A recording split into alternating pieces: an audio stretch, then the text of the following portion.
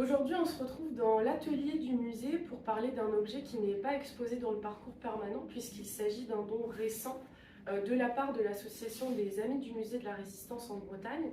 Et cet objet, c'est une voilure de parachute anglais Typex, camouflée 3 tons. Cette voilure, elle est liée aux opérations menées par les parachutistes français du Special Air Service en Bretagne au printemps 1944.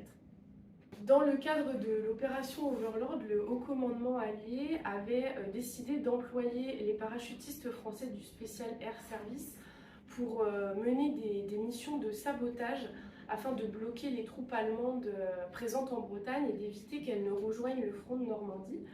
Et dans ce contexte, 18 sticks de 5 parachutistes vont être envoyés en Bretagne dans la nuit du 7 au 8 juin 1944.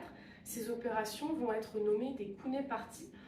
Et la voilure devant laquelle on se trouve a participé à l'opération Couney Party 406 qui était commandée par le sous-lieutenant André Varnier.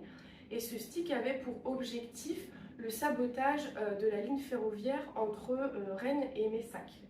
Après leur atterrissage, ces 5 parachutistes vont être accueillis par la famille de Bricourt, résidant à la Métairie sur la commune de Guignin en Ille-et-Vilaine. Et c'est à ce moment-là que cette voilure va être récupérée. Alors les 5 voilures ont été récupérées par la famille de Bricourt. Aujourd'hui, celle qui se trouve ici est la dernière intacte, malgré qu'elle ait été dépouillée de ses suspentes, de son harnais et de son sac dorsal, puisque dans le contexte de pénurie de l'époque, la famille de Bricourt va récupérer les suspentes pour les utiliser comme ficelles, et les autres voilures vont être découpées pour la confection de vêtements et notamment de pyjamas qui vont être portés par les enfants de la famille de Bricourt. Donc cette voilure était la dernière encore en état, puisque la famille est toujours propriétaire de ce domaine et avait gardé ces objets depuis 1944.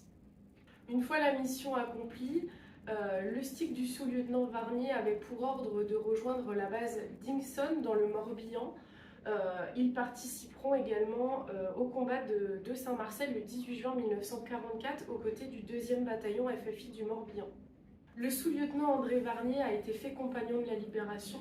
Vous pouvez retrouver sa fiche complète sur le site de l'Ordre de la Libération. Et cette voilure est aujourd'hui conservée dans les réserves du musée, mais vous pourrez la découvrir dans la future salle dédiée aux parachutistes SAS de la France Libre.